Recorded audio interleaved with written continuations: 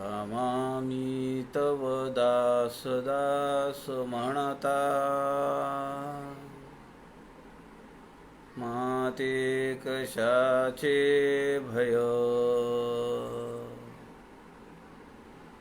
रामा जाईन ज्या स्थळी सुख घना, होईल तेथे जय.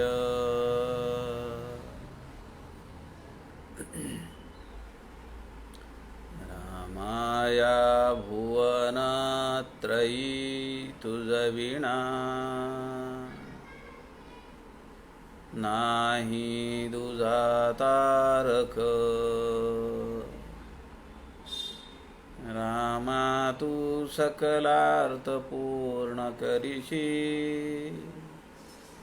तू तात मी बालक.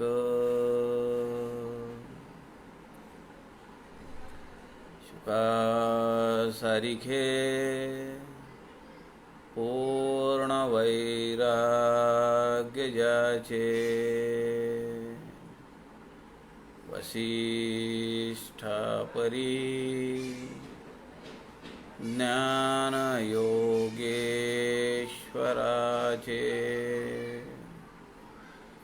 कवी वाल्मिकी सारिखा मान्य ऐसा, नमस्कार माझा सद्गुरु रामदासा. मला वाटते अंतरी त्वा वसावे, तुझ्या दासबोधासी त्वा बोध व्हावे. अपत्यापरी पाजवी प्रेमरसा, महाराजया सद्गुरु रामदासा. जय जय रघुवीर समर्थ, सब संतन की जय.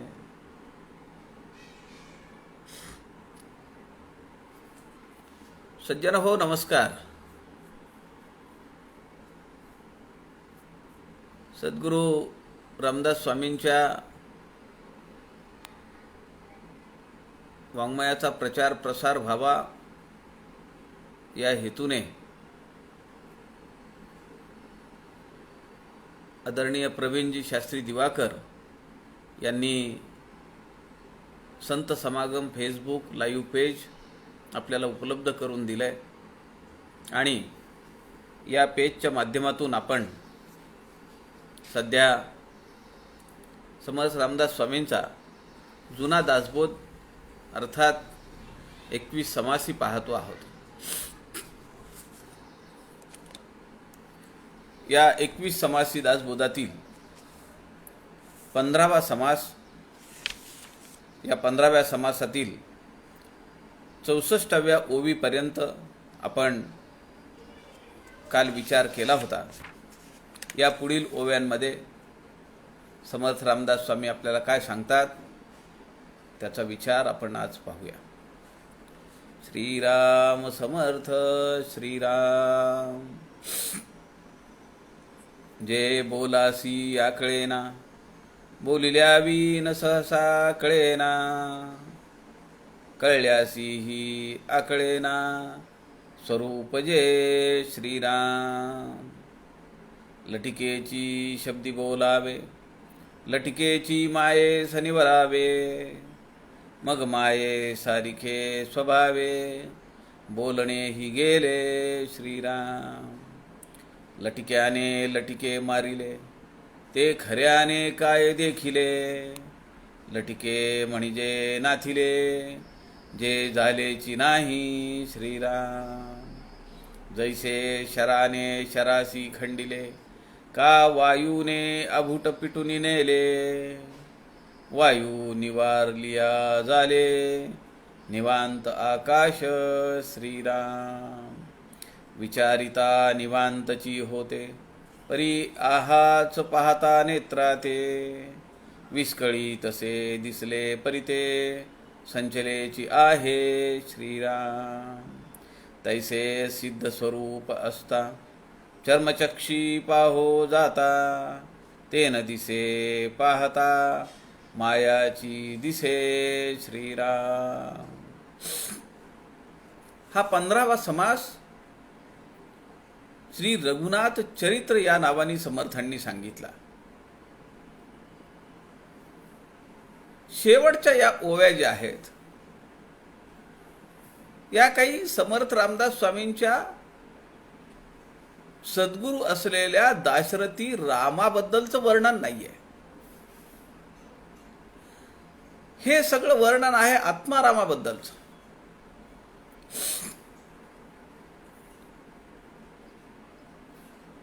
निर्गुण,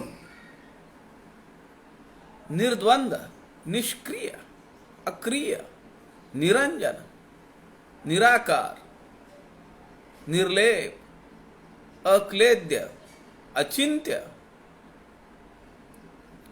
अशी अनेक नामाभिधानं, अशी अनेक विशेषणं या परब्रह्म स्वरूपाला लाभलेली आहेत. त्या स्वरूपाचं हे सगळं वर्णन आहे. आत्तापर्यंत समर्थांनी आपल्याला सांगितलं की जप कसा केला पाहिजे, रामाची भक्ती कशी केली पाहिजे, भक्ती करत असताना येणारे अनुभव काय येऊ शकतात ते आपण कुणाजवळ बोलले नाही पाहिजे. आणि अशी साधना करणाऱ्या भक्ताबद्दल रामाच्या मनात किती आत्मीयता आहे तेही सांगून झालं.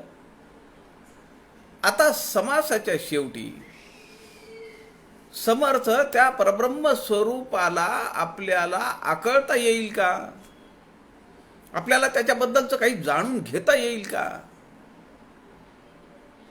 असा विचार आपल्यासमोर स्पष्ट करतायत. समर्थ 65व्या ओळीमध्ये म्हणतात, जे बोलासी आकळेना, बोलिल्या विण सहसा कळेना. कळल्यासी ही आकळेना स्वरूप जे. आणि ही वस्तुस्थिती आहे का नाही? परब्रह्म स्वरूपाबद्दल काही बोलता येईल का? वेद श्रुती सहस्त्र हजार मुखांचा शेष ही सगळे थकले. प्रत्येक जण म्हणतो आम्हाला त्याचं वर्णन करता येत नाही, आम्हाला त्याचं वर्णन करता येत नाही. नेती नेती नेती नेती.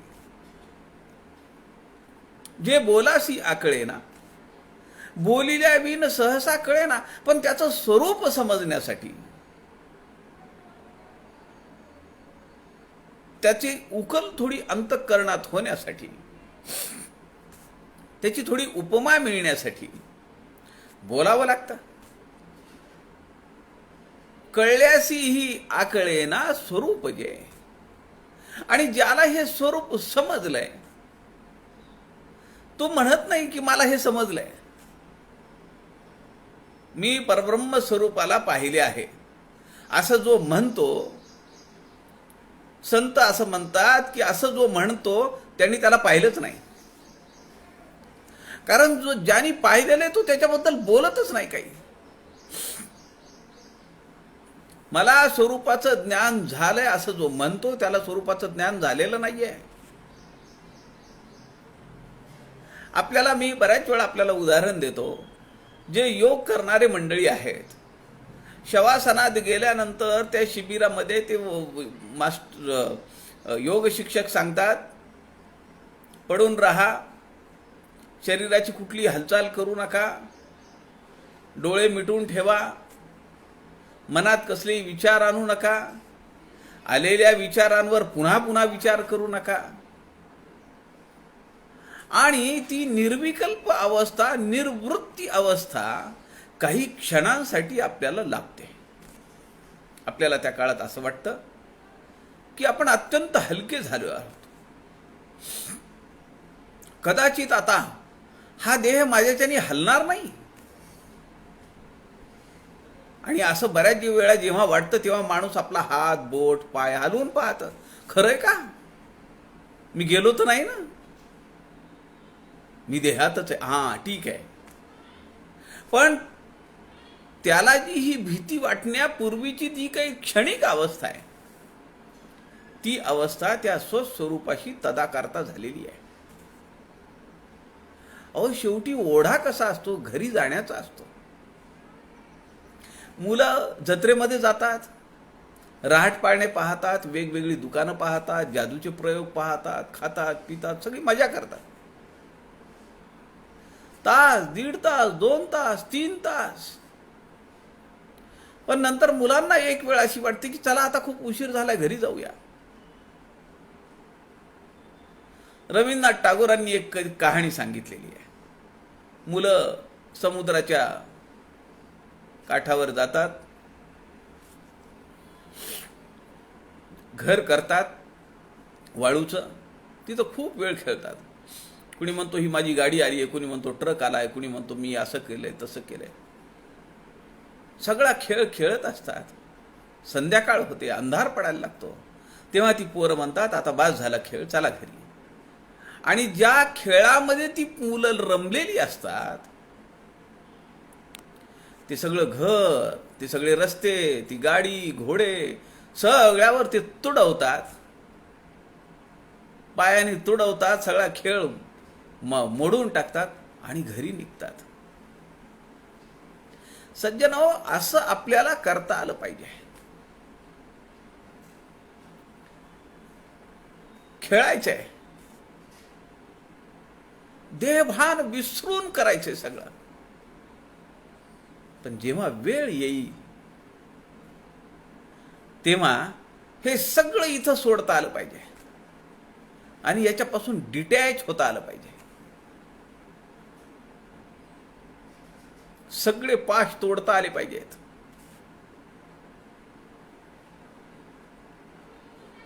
मुंह फेर लेना चाहिए.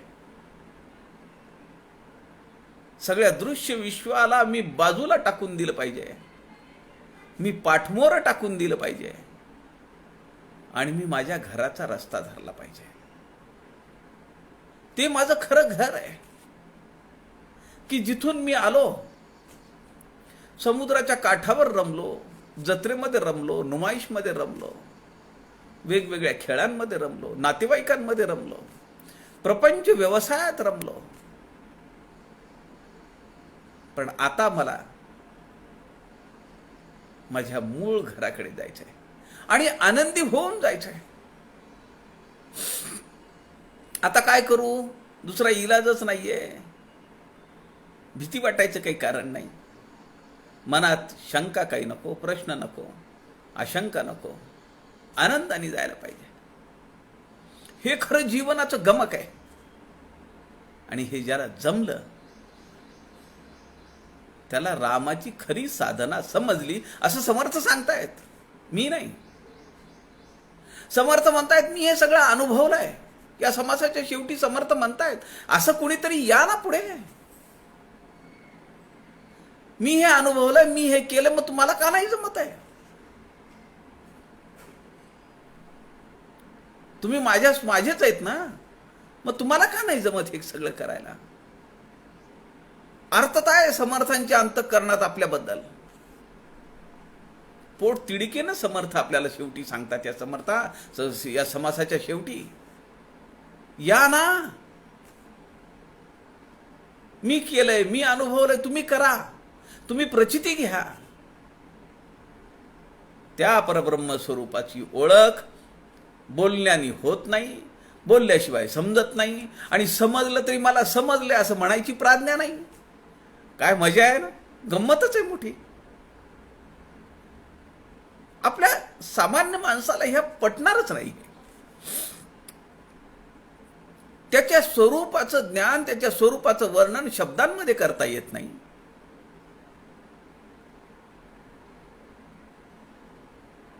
बोलल्याशिवाय समजत नाही. आणि एवढं सगळं करून जेव्हा समजतं तेव्हा ते मला समजलं आहे अशी म्हणायची प्राज्ञा नाही. गंमत आहे मोठी. लटिकेची शब्दी बोलावे, लटिकेची मायेस निवारावे, मग माये सारिखे स्वभावे, बोलणे ही गेले श्रीराम. लटिकेची शब्दे बोलावे. शब्द कोण आहेत? लटके आहेत, मिथ्या आहेत, खोटे आहेत, हवेत विरून जातात. लटिकेची शब्दे बोलावे याचा दुसरा अर्थ असा आहे, शब्दांनी जे लटिके आहे, जे खोटं आहे, जे मिथ्य आहे, जे विवर्त आहे, त्याचं वर्णन करावं. परब्रह्म स्वरूपाचं वर्णन नाही, मायेचं वर्णन करावं. दोन अर्थ आहेत. लटिकेची शब्दे बोलावे, परब्रह्म स्वरूपाचं वर्णन ह्या खोट्या शब्दांनी बोलावं. दुसरा अर्थ असा आहे, जी माया आहे, जी खोट आहे, त्याचं वर्णन शब्दांनी बोलावं. लटिकेची मायेस निवारावे, आणि जे मिथ्या आहे त्याचं निवारण करा, निराश करा.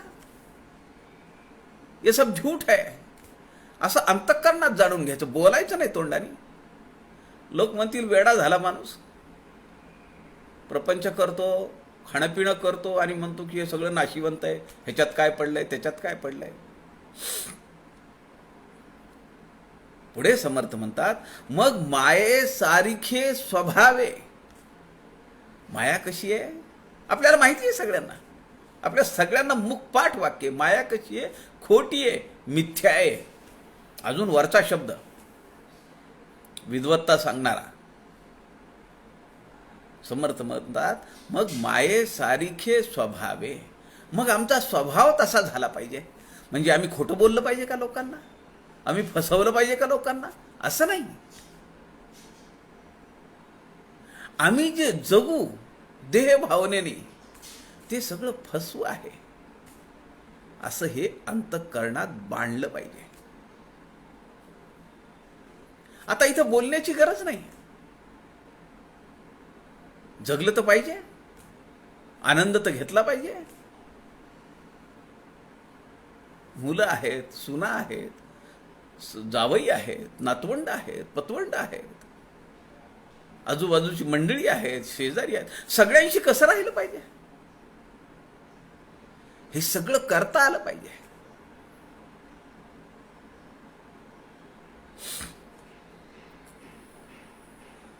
समर्थ म्हणतात, जगी पाहता साचते काय आहे, अति आदरे सत्य शोधून पाहे, पुढे पाहता पाहता देव जोडे, भ्रमे भ्रांती अज्ञान हे सर्व मोडे.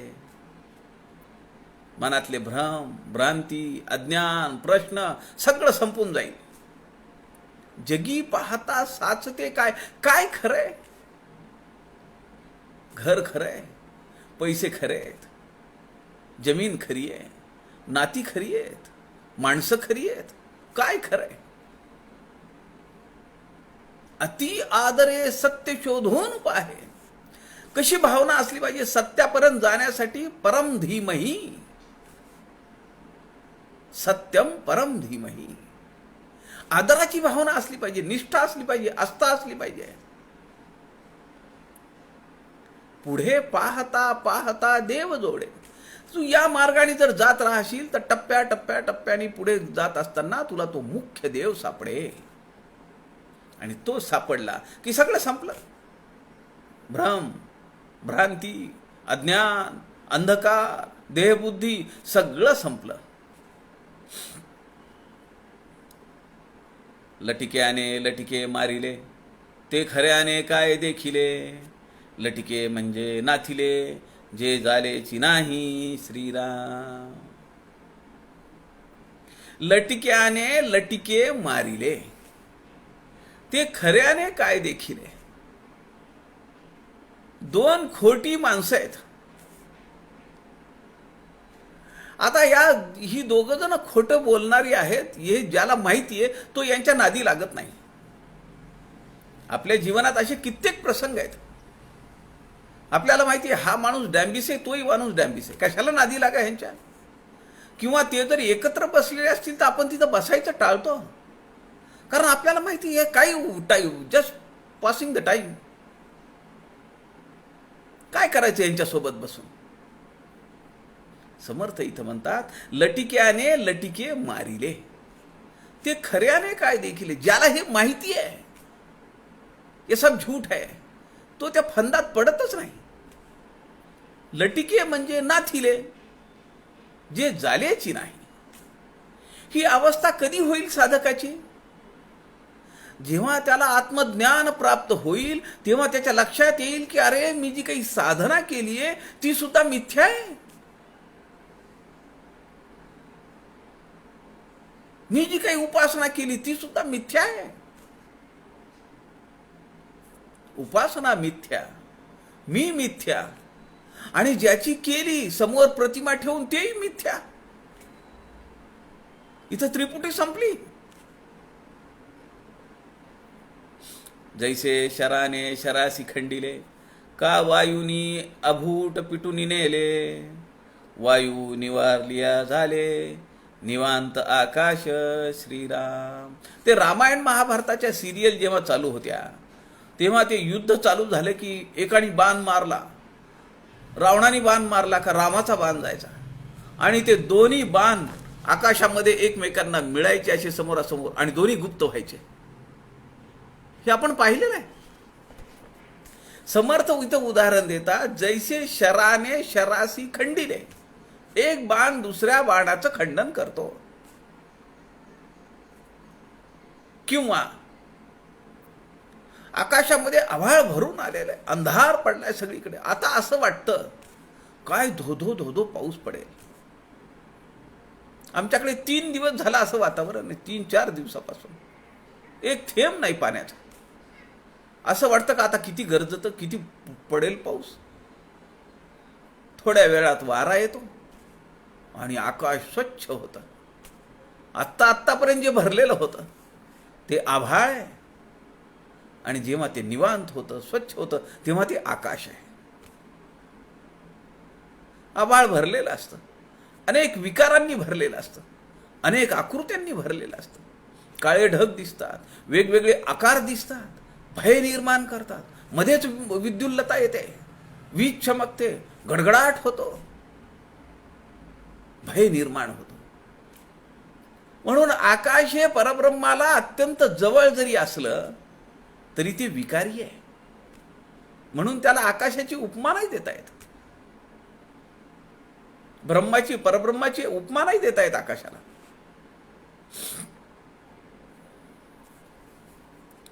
विचारिता निवांतची होते, परी आहाच पाहता नेत्राते. विस्कळी तसे दिसले परिते, संचलेची आहे श्रीराम. आपण सगळा विचार कशाने करतो? या देहबुद्धीच्या इंद्रियाद्वारे जे आम्हाला ज्ञान प्राप्त होतं, हे ज्ञान म्हणजे बहुधा ज्ञान आहे. समर्थांनी सांगितलं, हे ज्ञान नव्हे, हे ज्ञान नव्हे, असलं ज्ञान आम्हाला प्राप्त होत आहे. डोळ्यांनी चर्मदृष्टी, कान तेही कातड्याचे, या देहाचेच आहेत. नाक सगळं या देहाचं आहे. आता ज्याचा सगळा हा कारभारच मिथ्या आहे, नाशिवंत आहे, ते शाश्वत काय देईल? आपण काय म्हणतो, आडातच नाही तर पोहऱ्यात कुठून येईल, अशी म्हण आहे. या देहाचंच काही खरं नाही तर या देहाच्या माध्यमाने मिळालेलं ज्ञान काय खरं आहे? समर्थ मनाच्या श्लोकामध्ये म्हणतात, म्हणे जाणता तो जनी मूर्ख पाहे, अतर्कासी तर्की असा कोण आहे. जनी मीपणे पाहता पाहवेना, तया लक्षिता वेगळे राहवेना. 2 गोष्टी आहेत यात आणि कॉन्ट्राडिक्टरी आहे. याच्या मुळापर्यंत जायला पाहिजे. या श्लोकामधला चरण असं सांगतो की म्हणे जाणता तो जनी मूर्ख पाहे. दोन अर्थ आहेत. म्हणे जाणता, मी जाणलंय त्याला, मला ज्ञान झालंय असं जो म्हणतो, लोक त्याला मूर्ख म्हणतात. कारण लोकांना माहिती आहे, संतांनी सांगून ठेवलंय, मी जाणलं म्हणणारा खोटा आहे. एवढं माहिती आहे लोकांना. म्हणे जाणता तो जनी मूर्ख पाहे. याचा दुसरा अर्थ असा आहे, ज्याने त्या परब्रह्म स्वरूपाला जाणलंय तो या सगळ्या समाजाला मूर्ख म्हणून पाहतो. काय फसलेत सगळे, काय भुललेत सगळे, काय अडकलेत सगळे, काय रंगलेत सगळे, अशा दृष्टीनं तो पाहतो समाजाकडे. अतर्कासी तर्की असा कोण आहे? अहो, करोडो मधला एखादा माणूस आहे की जो त्याच्यापर्यंत जाण्याचा प्रयत्न करतो. अतर्कासी, ज्याला शब्दांनी सांगता येत नाही, ज्याला तर्क लावता येत नाही, ज्याला उपमा देता येत नाही, ज्याची माहिती बोलता येत नाही, ज्याचा अंदाज घेता येत नाही, असा जो आहे त्याच्याजवळ कोण जाणार? असा कोण आहे? जनी मीपणे पाहता पाहावे ना. आता एवढ्यावर जो करोडो लोकांमधला एखादा माणूस आहे, तो तिथपर्यंत जाण्याचा प्रयत्न करतो. समर्थ या ठिकाणी म्हणतात, जनी मीपणे पाहता पाहावे ना. पण मी पाहिलंय अशा मला पाहायचंय अशा भूमिकेने तो जर जाणार असेल तर त्याला काही हाताला लागत नाही. आणि पुढे शेवटचा जो चरण आहे तो समर्थ म्हणतात, तया लक्षिता वेगळे राहावे ना. एकदा जर त्याला पाहिलं, लव ॲट फर्स्ट साईट, एकदा पाहिलं, तो आला, त्याने पाहिलं आणि त्याने जिंकला, अशी त्याची अवस्था होऊन जाते. तया लक्षिता, एकदा जर त्याच्याकडे लक्ष गेलं, एकदा जर त्याला पाहिलं, आता त्याच्यापासून वेगळा राहतच नाही. एवढं ते नादी लावतं, मग एवढी गोडी आहे तिथं. तैसे सिद्ध स्वरूप असता, चर्मचक्षी पाहो जाता, ते न दिसे पाहता मायाची दिसे श्रीराम. डोळ्यांनी पाहून काय दिसणार आहे? चर्मचक्षी, त्याला पाहिजे ज्ञानचक्षी. चर्मचक्षीनी दिसणार नाही. तैसे सिद्ध स्वरूप असता, चर्मचक्षी पाहो जाता, ते न दिसे पाहता मायाची दिसे श्रीराम. म्हणून शब्दवायू सुटला, तेणे माया ढग निर्वाळीला. ढग वितुळल्या आपण हारपला, नव्हताची जैसा श्रीराम. समर्थ पुन्हा मनाच्या श्लोकामध्ये म्हणतात, चर्मचक्षू, दासबोधामध्ये म्हणतात, नवीन दासबोधामध्ये, चर्मचक्षू ज्ञानचक्षू हा तो अवघाची पूर्व पक्षू, निर्गुण ठाईचा अलक्षू लक्ष वेणा. त्याच्याकडे लक्षच जात नाही, कारण तो अलक्षी आहे. म्हणून समर्थ मनाच्या श्लोकामध्ये म्हणतात, अलक्ष्याशी लक्षित जावे. जे अलक्ष्य आहे, जे ध्येय नाहीये, त्याच्याकडे कशी साधना करायची? ते ध्येय कसं प्राप्त करायचं? त्याच्यासाठी डोळे नाही चालणार, चर्मदृष्टी नाही चालणार, त्याच्यासाठी ज्ञानदृष्टी पाहिजे. म्हणून शब्दवायू सुटला. आभाळ भरून आलेला आहे, ढग आहेत, गरजत आहेत, वेगवेगळा आकार धारण केलेला आहे. शब्दवायू सुटला, तेने माया ढग निर्वाळीला. सगळे ढग निघून गेले. ढग वितुळल्या आपण हरपला, नव्हताची जैसा. आता मी माझं अस्तित्व सुद्धा हरवलं, मी नाही असा झालो. आता मी काय झालो? तया लक्षिता वेगळे राहावे ना. मी आणि तो, आम्ही दोन झालोच नाही, द्वैत नाही, इथं अद्वैत आहे. आता अद्वैत आहेत आम्ही. आता समर्थ शेवटच्या समारोपाकडे चाललेले आहेत या समासाच्या, आणि अत्युच्च गुह्यतम ज्ञान आपल्याला देणार आहेत. समर्थ या ठिकाणी सांगतायत, तैसी माया हे निशेष विराली, मग कोण स्थिती वर्तली, ते मौन्याची विचारिली, पाहिजे स्वानुभवे श्रीराम. मला मोठं आश्चर्य वाटतं. समर्थ इथं असं सांगतायत, मौन्याची विचारिले पाहिजे. अहो, मौन असताना कसं विचारणार? समर्थ पुढचा शब्द सांगतात, स्वानुभवे. आपल्या अनुभवावरून. आता समर्थांचा अनुभव आपल्याला समजणार आहे. समर्थ त्यांच्या अनुभवाकडे आपल्याला टप्प्याटप्प्याने नेत आहे, सहजपणे नेत आहे. तैसी माया हे निशेष विराली.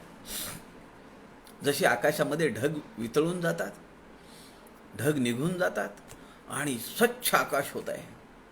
आभाळ गेलं आणि आकाश राहिलं.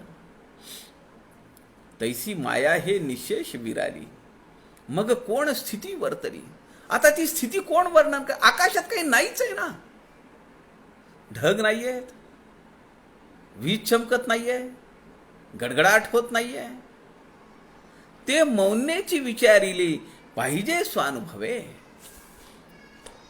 काही बोलणे नाही. खूप वेळा असं होतं का नाही आपल्या जीवनामध्ये? अहो, ह्या पिंडी ते ब्रह्मांडी कशासाठी म्हणलंय? व्यष्टी, समष्टी, सृष्टी आणि परमेष्टी कशासाठी म्हणले? सगळीकडे एक तत्व भरून आहे. सर्प डसाया येतो, प्राणी भेवून पळतो. गरम पाणी याला थंड, त्याला गरम लागेल का? थंड पाणी याला आल्हादकारक गार लागेल आणि त्याला कोमट लागेल का? सगळ्यांचं अंतःकरण एक आहे, जाणीव एक आहे.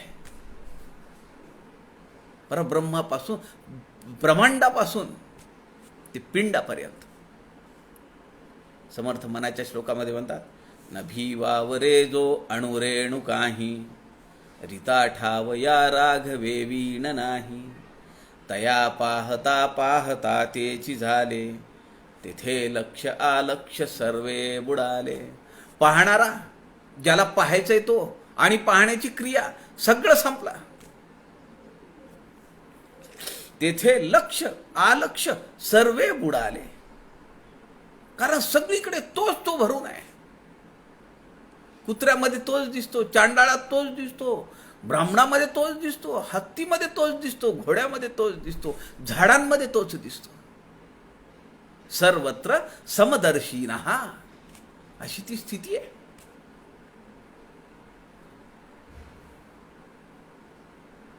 समर्थ पुढे म्हणतात, प्रपंच वनवा पेटला, परमार्थ जाळुनी विझाला. तेथे रामदास जळोनी गेला, धावणे करा कोणी श्रीराम. वर वर जर आपण याचा शब्दार्थ पाहिला, आपल्याला असं वाटेल की काय सांगतायत रामदास? तेथे रामदास जळून गेला, काय अपशब्द बोलतायत? पण आपल्याला माहिती आहे, जे बोलासी आकळेना, बोलिल्या विण सहसा कळेना, कळल्यासी ही आकळेना, स्वरूप जे. वरवरच्या शब्दांमध्ये नाही अडकायचं. समर्थ म्हणतात, खाली उतर, खाली उतर, खाली उतर, जा पुढे अजून, जा पुढे अजून. आणि समर्थ आपल्याला त्यांचा अनुभव सांगतायत. समर्थ त्यांच्या स्थितीला आपल्याला नेण्यासाठी तळमळ करतायत. तुझं अस्तित्व सगळं संपवून टाक असं म्हणतायत. माणूस गावाला जातो, आपल्या आठवणी असतात, आपण त्याच्यासाठी काहीतरी घेऊन ठेवतो, किंवा त्याला जेव्हा भेटायचे तेव्हा त्याच्यासाठी घेतो. पण जेव्हा माणसाला एकदा अग्नी दिला, मग आपण त्याच्यासाठी काही करत नाही.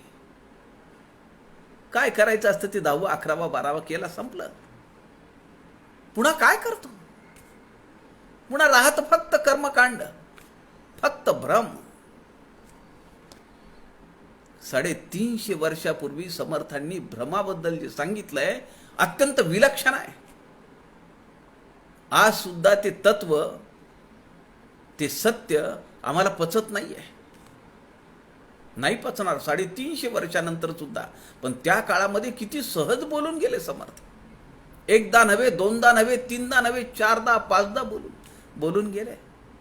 समर्थ या श्लोकामध्ये म्हणतात, प्रपंच वणवा पेटला, माझा प्रपंच वणव्यासारखा पेटला. समर्थांनी प्रपंच काय केला? कसला प्रपंच आहे समर्थांचा?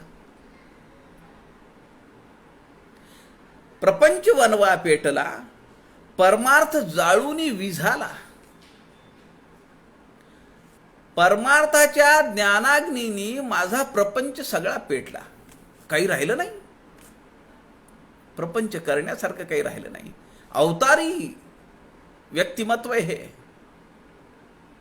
लहानपणापासूनच वैराग्य आहे, निस्पृहता आहे, निरपेक्षता आहे, अनासक्ती आहे, निर्लिप्त आहे, निर्लेप आहे, असं हे व्यक्तिमत्व आहे. प्रपंच वणवा पेटला, माझा प्रपंच पेटून सगळा कोळसा झाला म्हणाले. कशामुळे? परमार्थाच्या ज्ञानाग्नीमुळे, वैराग्यामुळे. समर्थांचं भाग्य कोणतं, असा एक प्रश्न आहे. समर्थांच्या वाङ्मयाचा अभ्यास करणाऱ्यांसाठी हा प्रश्न आहे. समर्थांचे भाग्य कोणते? प्रखर